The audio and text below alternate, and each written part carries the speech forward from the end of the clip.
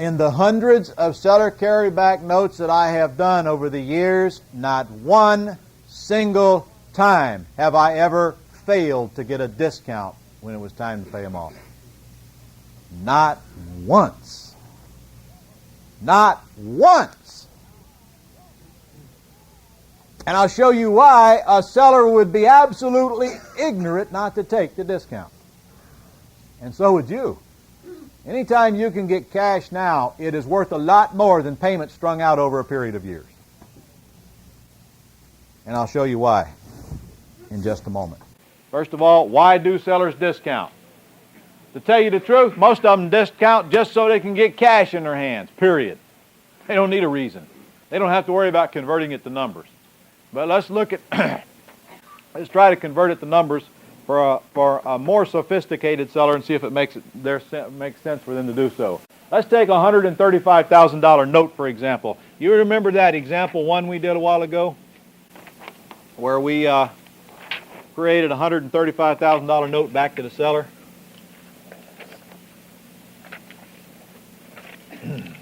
This one here. We bought the house for $140, gave him $5 down, and gave him $135 back. Let's use that example right there. And now it's time, 2.8 years, to discount that note. All right? Let's just see the seller's choices here. 7%, 10 years, they have a payment.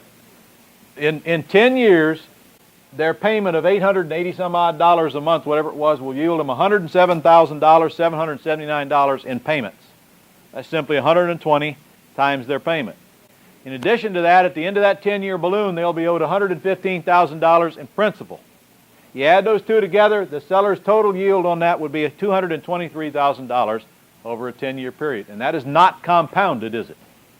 That is straight payments added to the balloon balance. Okay? Show your seller that $100,000 cash could be reloaned to you at 12.5% simple interest. Isn't this a good opportunity for the seller to loan the money back to you at 12.5% or whatever you can agree upon, so that you can go out and use it to buy junkers? So in other words, we're creating our own private lenders here from people who used to be sellers. If you've been paying them and you've been paying them on time, do they have any reason to suspect that you wouldn't continue doing so? If you've been paying them at 7%, do you think they might like 12.5% a little bit better? Hello? If you had a loan secured on a property that you owed $135 on, you only paid $140, you had a loan on it at 98% loan to value, do you think they'd feel safer if they now loaned you money on other property at 50, 60, or 70% loan to value? Can you see the motivation for the seller doing this? Well, let's see what it means in the way of dollars. If they loan the money to you at 12.5% on a much shorter term than 10 years, simple interest, 60 to 70% loan to value, it'll net them $225,000 over the same 10 years. Their advantages is a safer loan, a higher return, and a better liquidity. So in other words, that seller could take a $35,000 discount, take $100,000, up the ante to 12.5% and get the exact same yield, but get a lot of other advantages in the bargain. Your advantage is you get a $35,000 cash from the discount and $100,000 of easy money to go buy wholesale properties, of which I hope you'll make a ton of money with if you do that as well. Kill two birds with one stone. You made $35,000, you set yourself up with a $100,000 pool of funds to borrow back when you go find junkers. Or, suppose this seller doesn't want to play that game. Can you show this seller that if they take this same money and invest it in a 10% mutual fund and let it compound, and you can show this seller, once you learn how to work your financial calculator, that it will only take a total of $86,000 to net them $223,000 over a period of 10 years invested at 10% compounded. So in other words, we owe them $135,000. Couldn't you show them that they could take $86,000, invest it in a mutual fund and forget about it, and make the same money that they're making on their $135,000? Do you think they'd feel safer in a mutual fund or in this loan at 98.8% loan to value, whatever it is? Now, I'm not suggesting that you try to discount them all the way from 135 to 86, am I? Nah. But if it only takes 86 to get them the same yield as the 135, what if you offer them 100? Say, look, you not only get the same yield, you're going to get $14,000 more in the process. Or, what if you happen to be in a private loan business where you're soliciting funds to loan out to other people at 15% interest, for which you collect 10 points every time you make a loan, as I do? Wouldn't this be a nice use for this seller's funds at 15% interest? You show this seller that you can make a private loan for $90,000 at 15% and net them over a period of 10 years the same $225,000 they would if they left it in that poorly secured mortgage at 98% loan to value. If you can get that seller to discount at $90,000, you just made $40,000 for wagging your tongue. Suppose you only get them to come down 20 grand.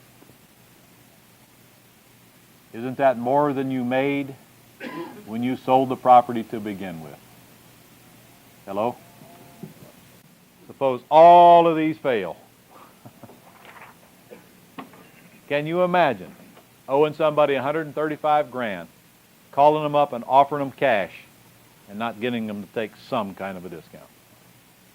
Would you? Would you? If you understood money, you would. You understood money, you would. That is, unless you knew that the house was being sold and you're going to get paid off anyway. If your seller finds that out, you're dead in the water. Yes. You mean I've sold it and then they file and they don't make me payments? Okay. In that particular case, you would have to foreclose them out, or you could get them to deed it back to you, which would be the most profitable thing for you to do. And even if they're in bankruptcy, if they don't have any equity or very little equity or even quite a bit of equity, any court would approve that. Okay. Now, if they got a bunch of liens or judgments against them and they can't deed it back to you, then first of all, you screwed up because you didn't protect yourself going in accordingly. Chances are good that, well, that's not true. They could have this house 2 or 3 years and have problems on down the line. So that's something you may not be able to prevent. However, when you're dealing with land contracts, for example, or agreement for deeds, a lien or a judgment against your buyer does not attach to the property because they do not hold title to the property.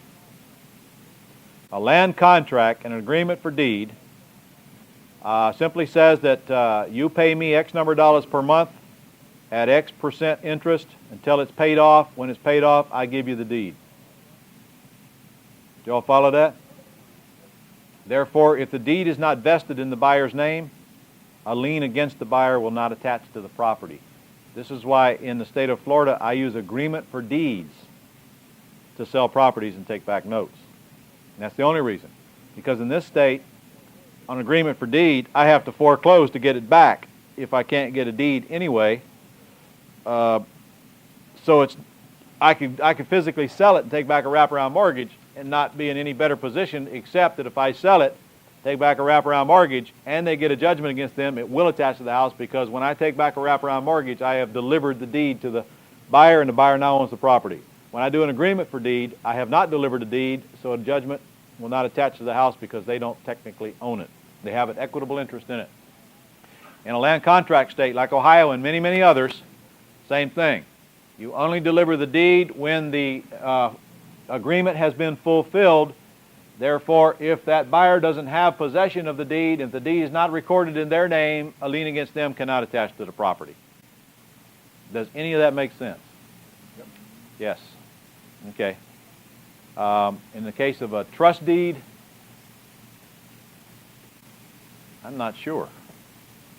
If you take title and you give back the seller a trust deed, will a lien against you attach to the house? Anybody know? If that is true, then I probably would use a land contract or some land installment contract instead of the trust deed. In the state of Ohio, you sell on a land contract and the buyer don't pay 30, 45 days, you have them on the street. We're not so fortunate in Florida. We're still 4 months away, and we have to file foreclosure and pay the same kind of fees, even with an agreement for deed. So you will learn in this module there will be several tapes on the documents to use to transfer title and take back paper. All that will be covered in those documents and those tapes to learn how to use those documents. Okay, any other questions to this point? All right, let's continue on here.